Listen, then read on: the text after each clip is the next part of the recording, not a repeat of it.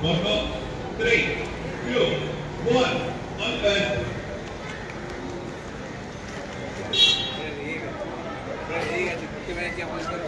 ভালো আসছে, ঠিক আছে, আমরা তাহলে নিয়ে নিই এখান থেকে একটু দাঁড়াবো, তারপর ওখানে অর্গানাইজ করে নেব। একটু বাইরে একটু পিছাও।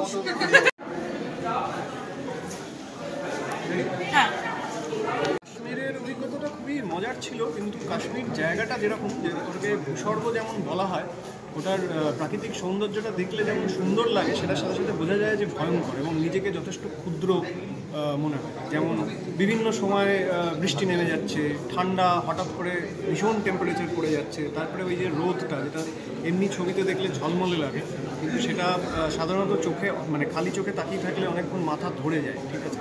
তো যেমন স্বর্গীয় ব্যাপার কাশ্মীরে রয়েছে, তেমনি এতটাই কী বলবো, মহাজাগতিক কিছু কিছু দৃশ্য, যে সেগুলোকে ভয়ঙ্কর মনে হয়, নিজেকে ছোট মনে হয়।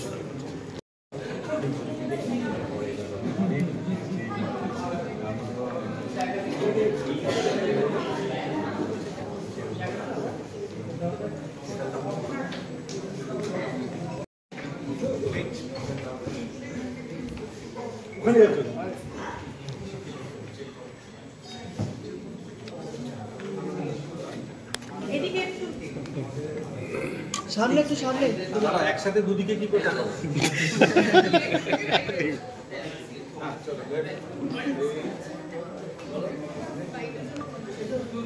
একটু অফসাইড, স্ট্রেট স্ট্রেট।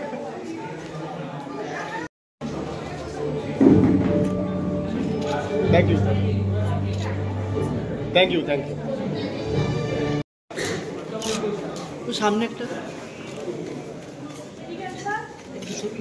একবার এইদিকে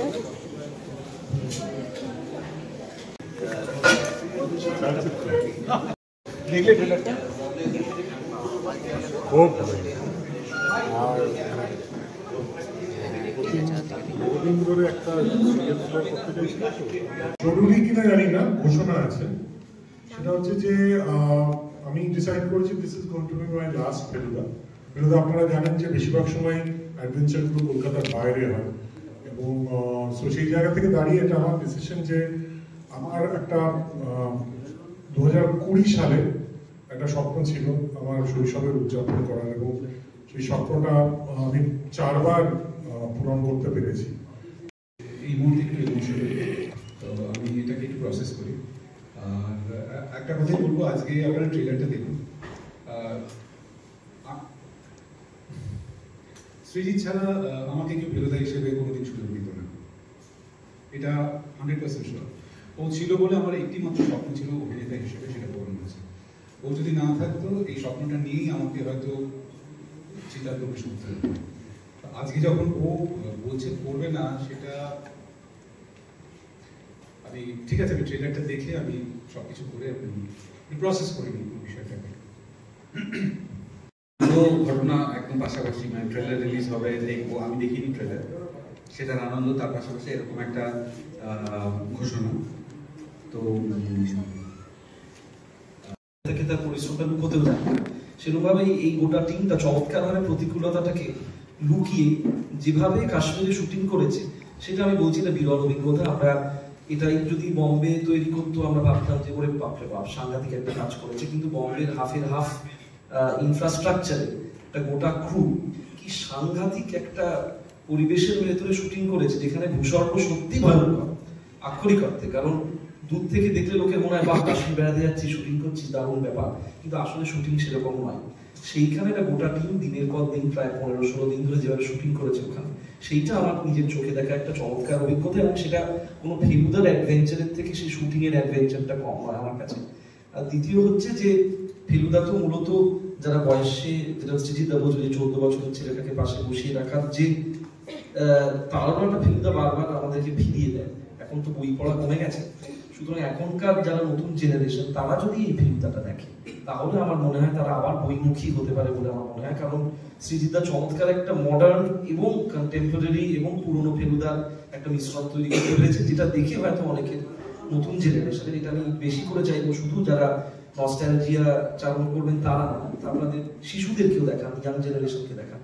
কথাটা আমি শুধু ভৌগোলিক অর্থে বলছি না, কারণ কাশ্মীর এবং কারণ ভূস্বর্গ।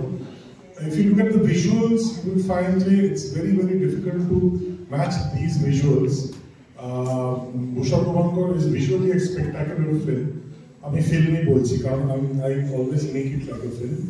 এবং যেহেতু আমি ফিল্মে বানানোর পারমিশন পাইনি এবং ওনারা পাবো এবং ওয়েব সিরিজে করার মতো মানে আমাদের সেই বাংলা ওয়েব সিরিজের সেই আর্থিক ফ্রিডম এখন আমরা পাইনি। So I think it's best to quit at the top with visually spectacular series like Bhushargo Bankor. Hopefully আপনাদের সবার খুব ভালো লাগবে এবং যেটা রনিদা বললেন অতি অবশ্যই ফেলুদার গোয়েন্দাগিরি সিজন 3 ডেফিনেটলি আসবে, সিজন 4ও আসবে, আসতেই থাকবে কারণ বাকিরা এদিক ওদিক চলে যায় কিন্তু ফেলুদা এবং ফেলুদারা থেকে যায়, এটাই আমাদের সবার ইচ্ছে, এরকমভাবেই হোক। সো এবার আমরা একটু ট্রেলারটা দেখে নিই। Thank you. আপনাকে না ঠিক মানুষ করে ধরতে ইচ্ছে হচ্ছে না, বরং ক্যাপিটাল পানিশমেন্টের তর্কাতর্কিতে আপনি একটা রেয়ারেস্ট অফ রেয়ার কেসের এক্সাম্পল হয়ে থেকে গেলেন।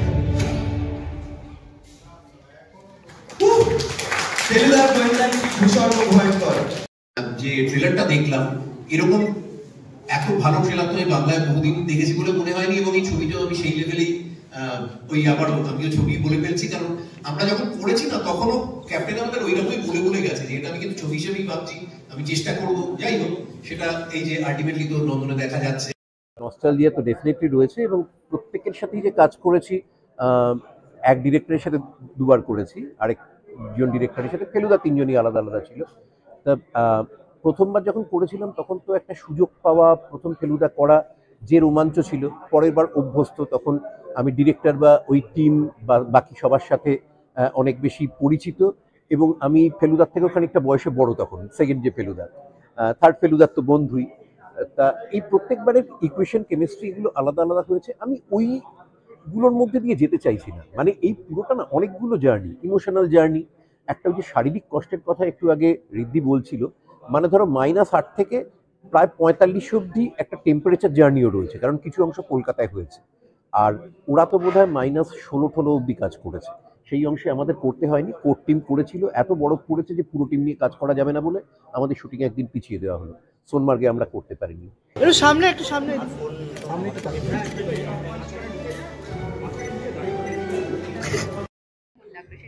দেখে অপূর্ব লাগে, কারণ আমরা যখন যে প্রতিকূলতা মেনে শুটিং করি, সেটা শুটিং এমন একটা স্ট্রেনুয়াস এবং কঠিন বিষয়, এবং তার মধ্যে আমি যেরকম বলছিলাম যে বাংলা চলচ্চিত্র জগৎ যে সীমিত পরিসরে সীমিত অর্থ সংগ্রহ থাকা সত্ত্বেও যেভাবে কাশ্মীরের মতন জায়গাতে এভাবে শুটিং করা প্রয়োজন, অতি স্বল্প লোকজন নিয়ে এবং অত্যন্ত মেধাবী লোকজনদেরকে নিয়ে শুটিং করা হয়েছে, যারা ক্যামেরার পেছনে কাজ করেন বিশেষত তারা, এবং অভিনেতারাও, তারা যে পরিশ্রম করে ওখানে শুটিংটা করেছেন যে প্রতিকূলতা মেনে, সেইটার একটা ফলস্বরূপ এতদিন পরে যখন ট্রেলারটা একদম পূর্ণ, ছবিটা কাটা শেষ হয়ে গেছে, কালার হয়ে গেছে, এডিট হয়ে গেছে, ডাবিং হয়ে গেছে, মিউজিক পড়ে গেছে, সেই পরিশ্রমটা একসাথে একত্রিতভাবে দেখতে খুবই আনন্দ লাগে। এরপরে সেই জায়গায় প্রত্যাশা যাবে, বিশেষ করে দর্শকদের যাদের জন্য আমরা তুমি এই স্বপ্নটা দেখি, সেই 14 বছরের সৃজিত মুখার্জি, সেই রিজু যার জন্য তুমি বানিয়েছো, আমার মনে হয় সে আরো কয়েকটা ডিজার্ভ করে। এটা বিনা মেঘে বজ্রপাতের মতো আমার কাছে, আমি তো এটা একেবারেই আশা করিনি, তবে হ্যাঁ আমি আশা নিয়ে বাঁচি। আমি আফটার অল আমি একজন অভিনেতা, আমাদের কাছে শিল্প ক্ষেত্রে কোনো শিল্পীর আশাই একমাত্র অক্সিজেন হয়, আশাতে আমরা বাঁচি। আমি আশা করব যেন সৃজিত মুখার্জি তার এই ডিসিশনটা রিভার্ট ব্যাক করেন, আবার রাজি হয়ে যান আরও কয়েকটা সিজন করেন, এটাই আশা করি। ঠিক একটা শো পাবো, মানে নন্দনে একদিন একটা মাত্র শো, কারণ এটা তো বড় পর্দার জন্যে বানানো না, বড় পর্দার মতো করে বানানো, কিন্তু বড় পর্দার জন্যে বানানো না। তো সুতরাং আমাদের কাছে মানে বড় পর্দায় এটাকে দর্শকদের দেখানোর সুযোগ নেই। তো একটা স্পেশাল স্ক্রিনিং হচ্ছে, কিন্তু সেটাও আমাদের জন্য যথেষ্ট আনন্দের যে বড় পর্দায় একবার নিজেকে লালমোহন গাঙ্গুলি হিসেবে দেখতে পাবো। দেখো, ফেলুদা আমার কাছে একটা আবেগ। ফেলুদার শুটিংয়ের সময় আই এম দ্য হ্যাপিয়েস্ট। ফেলুদার শুটিংয়ের সময় পাশে আমার 14 বছরের রিজু বলে একটি বড় সৃজিত মুখার্জি হবে, এরকম একটা ভবানীপুরে জন্ম হওয়া একটা খুব মিষ্টি নিষ্পাপ ফেলুদা ভক্ত বসে থাকে সব সময়, চালনা করে পুরো শুটে। তো সেই ফেলুদার এখন যে গল্পগুলো পড়ে আছে, যেগুলো সিনেম্যাটিক, যেগুলো এক্সাইটিং ভালো গল্প, সেগুলো করার জন্য না ওয়েব সিরিজের বাজেট পর্যাপ্ত নয়। এবং আমি চিরকৃতজ্ঞ থাকবো হইচইয়ের কাছে যে তারা সাপোর্ট করেছে লাস্ট দুটো সিজন। তাদের নর্মাল বাজেটের দ্বিগুণ বাজেট দিয়ে সাপোর্ট করেছে, মানে এর থেকে বেশি একটা প্ল্যাটফর্মের পক্ষে করা সম্ভব নয়। এবং করেছে বিকজ ইটস ফেলুদা, তাদেরও তো একটা ইমোশনাল জায়গা, রাইট? কিন্তু it's logistically not possible. So সেই জন্যই আপোষ করে আমি ফেলুদা করতে চাই না। Let me quit when I am on a high with visually spectacular ভূস্বর্গ ভয়ঙ্কর। এর থেকে স্পেকটাকুলার ফেলুদা করা ডিফিকাল্ট আছে। মানে আমি ইনফ্যাক্ট বলবো যে চাই না, মানে সোনার কেল্লার পর এত ভিজুয়ালি অ্যারেস্টিং এবং স্পেকটাকুলার, সেটার জন্য অবশ্য অনেকটাই কাশ্মীর দায়ী, তার ন্যাচারাল বিউটি দেয়।